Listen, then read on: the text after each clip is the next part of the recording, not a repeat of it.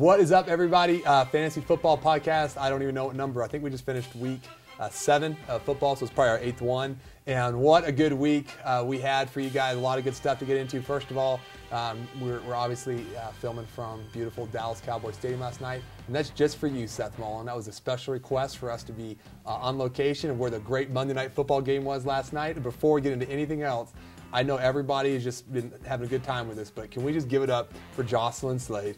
Who after last week, everything we went through, you're the 14th place, you haven't won a game, you're playing the #1 team in Seth, all the controversy about the trade, and you beat Seth. Unbelievable. Seth emailed me this morning and said he's still trying to figure out how in the world he lost to you. Yeah. And it was fun. I think that's why we love Monday night games when you have a lot of people playing, because Ahmad Bradshaw was just creeping up all night. Because he was running for yards all over the place. I think he must have fumbled last night because he ran it for 130. Yeah, he fumbled one right at that last drive that gave Cowboys. So that gave Jocelyn the 3-point win there. So we're pretty excited for Jocelyn, which means, by the way, that you are looking at the person who is in Seoul. This is why you need to listen to us. I'm in first place, and the only person who's beat me is this guy. So therefore, it must mean we know what's going on the most. I guess, maybe. So yeah, I'm on a 6-game winning streak ever since Ryan annihilated me in week 1, which I have no idea what I'm doing. This is probably the weirdest fantasy team I've ever had, and I don't know how I keep winning, but I'm excited about it. And I think I'm pretty much stamping my ticket for the playoffs at this point. Yeah, I think you're pretty. And after that, you can look at the standings. We have a lot of people bunched up there. Mike is 5-2, Seth is 5-2, Farley's 4-2-1. That tie kind of really hurt him. You're 4-3, Kevin's 4-3, Alex and Zach are 4-3. Spencer's 4-3, so you have a whole bunch of people. It's really tight, really piled up there right behind that. So anyway, a couple fun games this week. Ryan and I were talking, what we're going to do is, a lot of you guys had certain people started in games other people would have won. So first of all, just a poor little, just mention to Zach and Alex, who you beat by... What, like 6? It ended up being 6 or 7 points because you guys made a switch for a kicker, forgot to stick him in there, forgot to move him into the starting spot, and didn't have a kicker, tried to get one in last night, got too close to the start. Had you got a kicker in, you would have beat. They would have won by 1. Yeah. They would have by 1. Either one. He had that long field goal and a couple extra points was enough to win. So make sure you guys get your lineup set. And other people too. I mean, Kevin started, he had a lot of good running backs. Kevin, I know Darren McFadden was coming off a bye week, or injury, I mean. Injury, yeah. Yeah, but he basically scored like 1,000 points this week. He just went off. But you were playing Spencer, who had like 1 billion points this week. So Spencer, we never even talked about Spencer. And I need to say something to Spencer, because we were in the draft. We're sitting there, and I like to make fun of people for making picks. Yeah. And probably, I think in maybe the 6th or 7th round, he selects for a receiver Kenny Britt.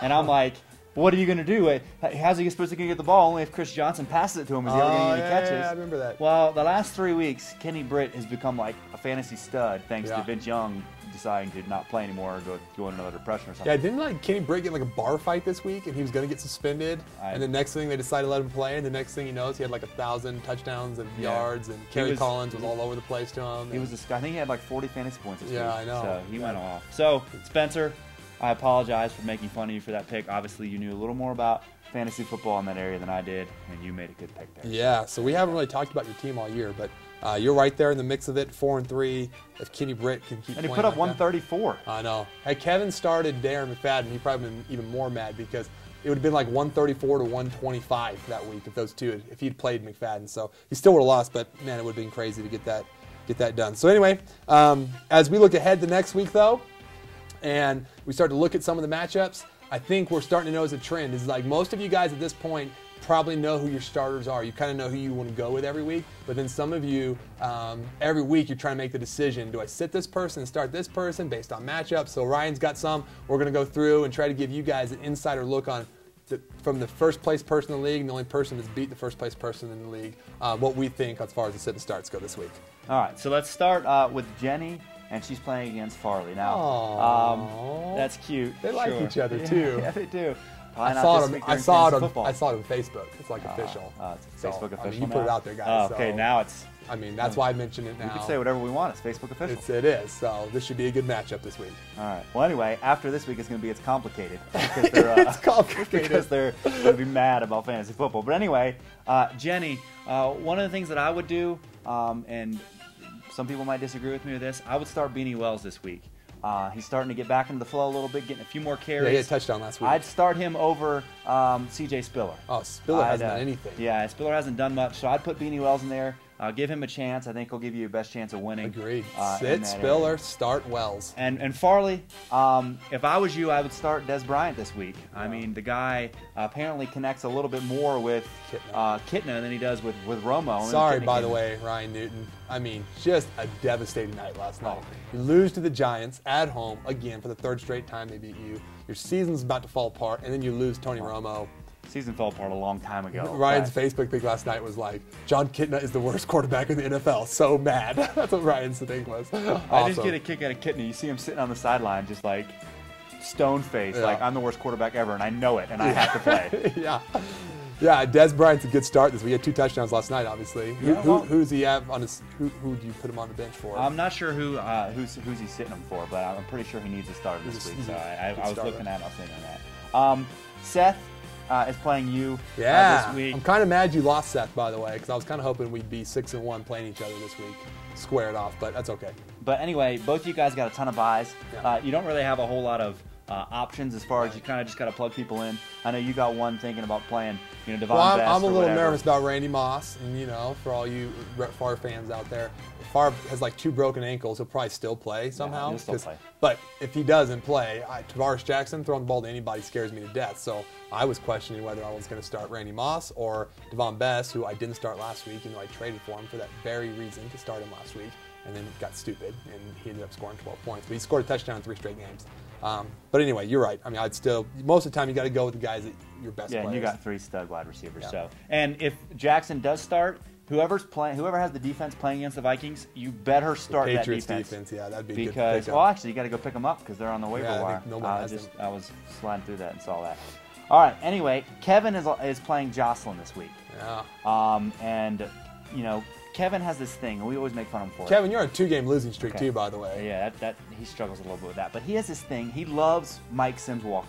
Yeah. Okay. But he hasn't played him a little bit, and that's probably right. But this week I feel like he should play him because they're playing against the Dallas Cowboys. Yeah. And Malcolm Jenkins is the best cornerback in the league I've ever seen in my entire life. Everybody talks about how good he is, but the other guy got hurt. Newman got hurt last night too. Yeah. So I just feel like with that Dallas team, and David Guard's back this week for the Jacksonville Jaguars. Going down the tubes, I would start Mike Sims Walker. Finally, you have some buys, so it works out for you a little bit there.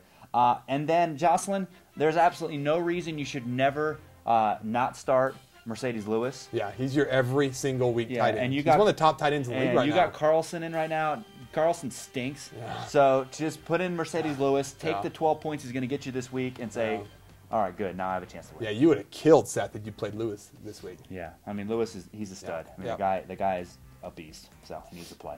Spencer's playing against Tim. Not a whole lot to say to Spencer. He just put up 130 points. Obviously, he's doing something right. Other than he needs to get a new tight end. Yeah. His tight end is absolutely terrible, so go find one. Yeah, and he started Sam Bradford this week, who scored like no points, and he had I don't remember who was on his bench, but the quarterback on his bench was way better. Well, he's got Bradford on a bye this week, so he's starting the other guy now, so I think he's fine there. And then Tim, this is one where you got a little tricky. You picked up Woodhead, who is a wide receiver running back combination. That's cool. Okay, so what you need to do this week is you have him as a wide receiver. You need to bring him down to the running back position and bench whoever that worst running back you have in there playing. You have one guy in there that's like projected at 1 point because he might get 10 yards. Yeah. Okay, so start Woodhead in that position and then give Eddie Royal another shot this week. Yeah. That sounds a little crazy because Eddie Royal's done absolutely nothing, but I have a feeling that they're playing San Francisco. Yeah, they're playing San Francisco. He's going to have a much better chance of getting you points than that running back you have stuck in there. Yep. And because you have Woodhead in that dual position thing, it gives you tons of. It gives you a little leeway as far as bringing him down. Woodhead catches the ball out of the backfield. He still gets more carries than Green Ellis, even though Green Ellis gets the touchdown carries, but he gets more carries. So I think, that's probably your best bet there, Tim, to have a chance of winning. Yep. And you had a chance to win this week. I watched that Monday night game. 59-54. Yeah, and it was 54-54 with like 2 minutes left in the game. That's like a final score of like a Big Ten basketball game, like Wisconsin versus somebody, like 59-54. Yeah, real exciting game. Real exciting. But it was 54-54 with like 2 minutes left. Yeah. He ended up getting the last couple points that he needed to win. Yeah. So anyway, there. All right, Mike is playing against Alex and Zach. Mike, I don't know why I'd waste time giving you fantasy advice. Obviously, you're a pretty decent fantasy player, so I'm not even going to give you any advice for that. And Alex and Zach, I can't give you any advice because you literally have 6 guys on buys this week. Yeah, everybody's on a buy, so they're going to be able to make some moves. Yeah, they may either have to make some moves or they just have to start what they got. Yeah, I would try to go back and get Kevin Walter, who you dropped last night. If you can get him, I would grab him as quick back as you could. I mean, you try to make a move for the kicker last night, and he's an every week starter at this point, I'd say. Well, yeah, because Jacoby Jones is not doing what everyone thought he would, and so Yep. In fact, Jenny, you can probably go ahead and drop Jacoby Jones. He's probably not going to get you a whole lot, but he might cycle in there every now and again if you want to keep him. And then Ryan Newton's playing Julia, and Ryan, I apologize for you, but you had all Cowboys. Now you're in some serious trouble. Yeah. Because the person that gets them the ball is not there anymore. Yeah, and I don't really see. Good trade today, though. Yeah, it was a great trade today. Getting Schaub was and only giving up LT and also getting the running back that came with him was great. That was a good move. You got Brandon Jackson with that, so that was a good move. But unfortunately, he's got 4 or 5 starting Cowboys as far as like maybe Felix Jones would be a little better because he'll get more carries and stuff. But other than that, I mean, I just like Ryan. I'm pulling for you, Ryan. He just has a fun time with fantasy. You do seem to like Ryan on our I do. He just, Then you're doing it from Cowboys Stadium today. I know. We sat right over there when the game we went to last year. Remember that, Ryan? That was good. That was nice. Yep. I'd like to go there at some point or another. Yep. And then Julia, question for you: you have 3 quarterbacks. Yep. You only have one that's playing this week, and you trade him. I'm not really sure why. Yeah. Because now you had 3 quarterbacks. You're probably the only person that has 3 quarterbacks on the roster. Colt McCoy's out there. Go get Colt McCoy. Yeah, but now you have to go pick one up. So I'm just wondering kind of why you made that trade. You could have said, okay, let's lock in on this trade. We'll make this trade on Sunday when it's already too late for it to all go through. She went from having 3 great quarterbacks, never knowing who to start, to now having no options whatsoever for this week.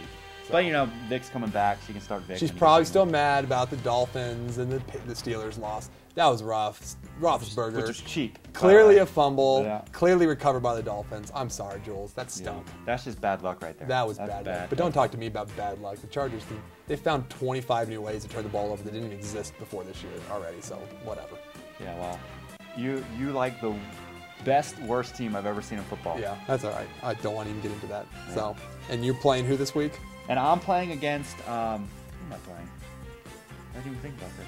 Oh, I'm playing Amy. Yes. So, Amy, go ahead and I heard Rodgers says he's not going to play real good this week. Yeah, bench Chris Johnson. I'd bench him and I'd bench Chris Johnson because Chris Johnson said he's going to take the week off. Yeah, they're playing the Chargers, and they don't need him against the Chargers. That's how bad we are now. Plus, he wants to prove that he can crack 2,000 yards in 15 games instead of 16. So he said he's going to go ahead and not play this week. Yeah, for real. So seriously, you have a good lineup. You don't have to worry about anything. Start your starters, and you're going to be golden. Yep, and I do have to say, we have to mention Farley. What a nice guy. I mean, after all last week, we thought everybody was going to be all mad, and what does Farley do? The nice guy that he is.